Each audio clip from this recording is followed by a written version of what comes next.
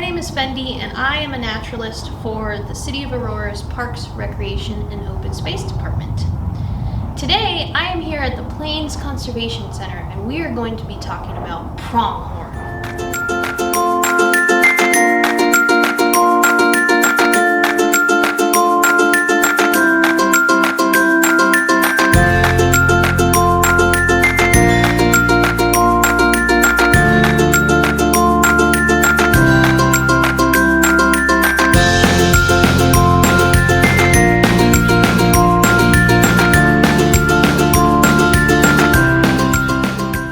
Have you ever seen one of these?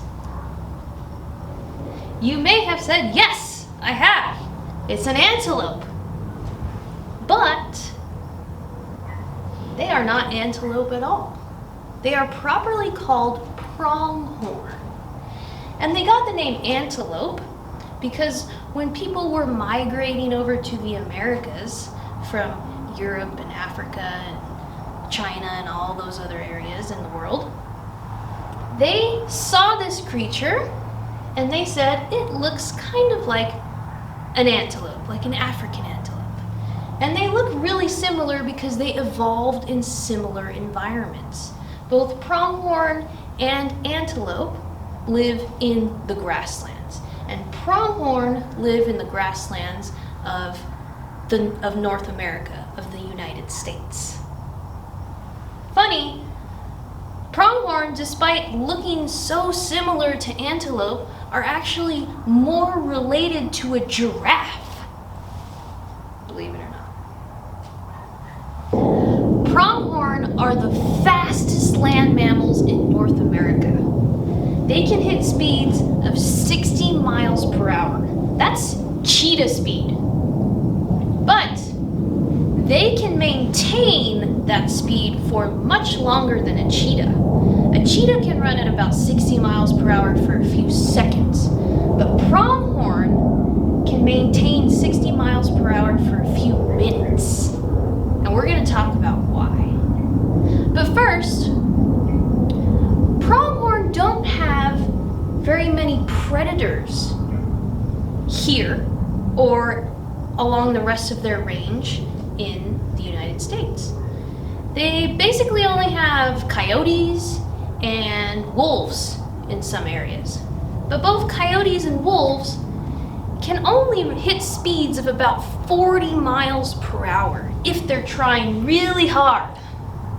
So, why do you think that pronghorn evolved to be able to run so fast for a long period of time? Pronghorn evolved with massive predators. Predators like the direwolf and the American cheetah. So these predators could run really, really fast, or at least the American cheetah could. Yes, we used to have cheetahs here in the United States. So pronghorn evolved the capability to run so fast because they had to outrun these massive, really, really quick predators. But we don't have these predators anymore.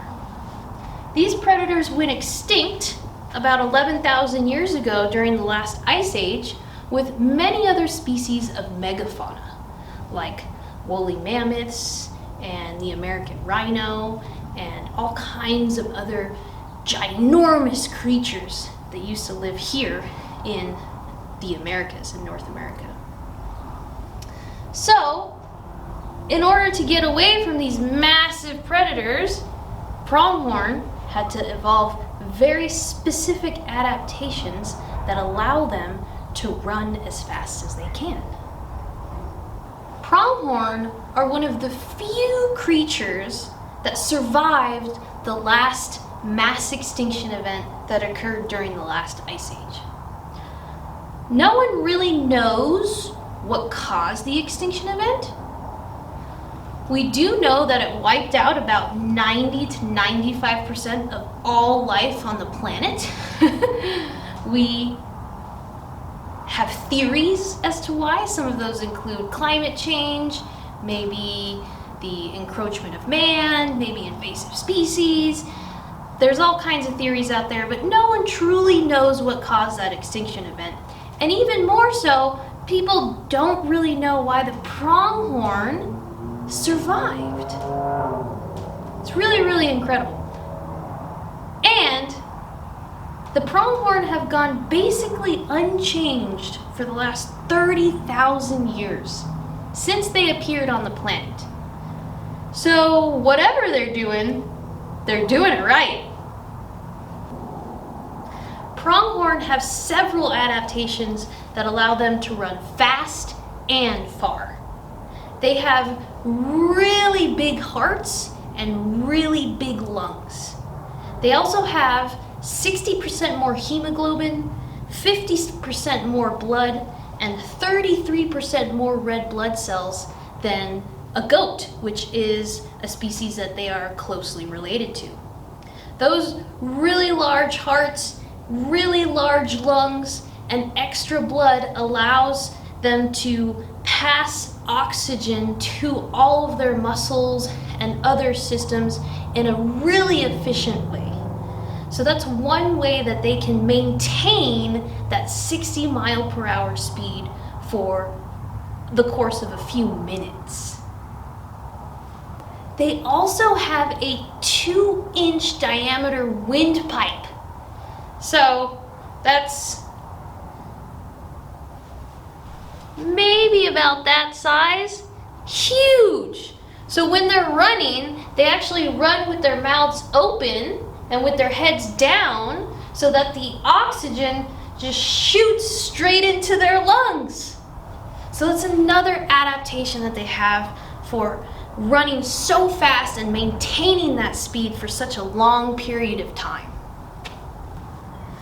Pronghorn have really delicate bones that are really lightweight, and that adds to their speed and distance capabilities.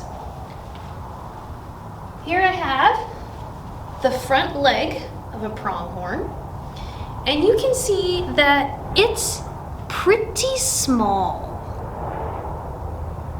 This inner shaft bone in the front leg is only a little thicker than the size of a grown man's index finger. So that's not very thick at all. Because they have such lightweight skeletons and their front legs tend to be really, really delicate, they really don't like to jump over fences. They prefer to crawl under fences.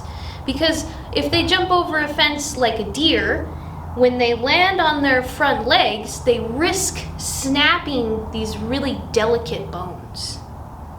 So oftentimes you will see pronghorn try to crawl under fences. And something that we can do for them to allow them to move around in our developed areas is to put pieces of PVC on the bottom of a fence, specifically a barbed wire fence, that allows them to easily move through some of our fenced off areas and not end up getting caught in the fence and unfortunately dying because they couldn't get themselves free. But their skeletons are super, super lightweight. Another thing, another adaptation that they have for running really, really fast and maintaining that speed for several minutes.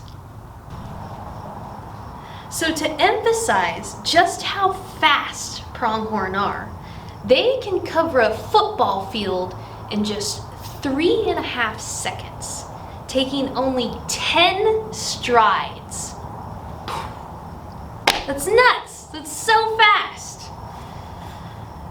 Anyway, so pronghorn have several other adaptations that have made them very successful across the grasslands for over 30,000 years.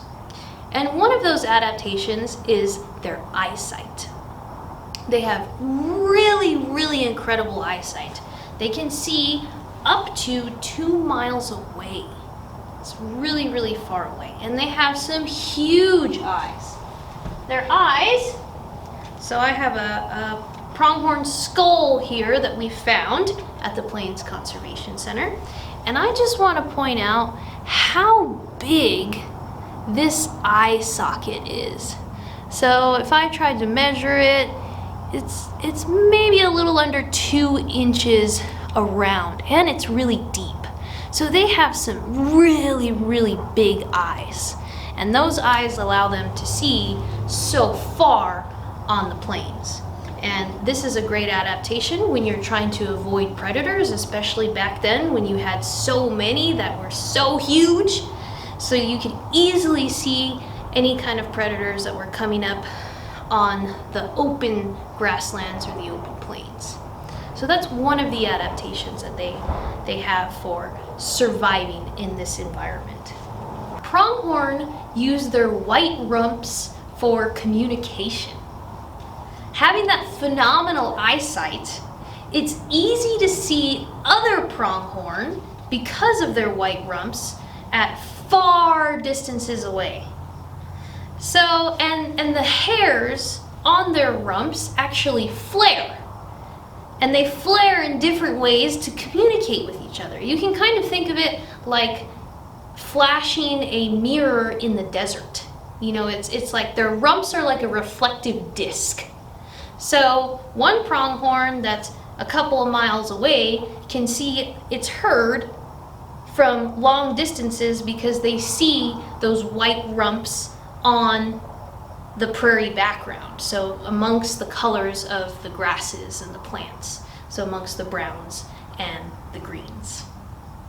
They also secrete pheromones from their rumps. So that's another way that they can communicate with each other. So they communicate by vision with those flaring of the hairs and the way it reflects light in the distance.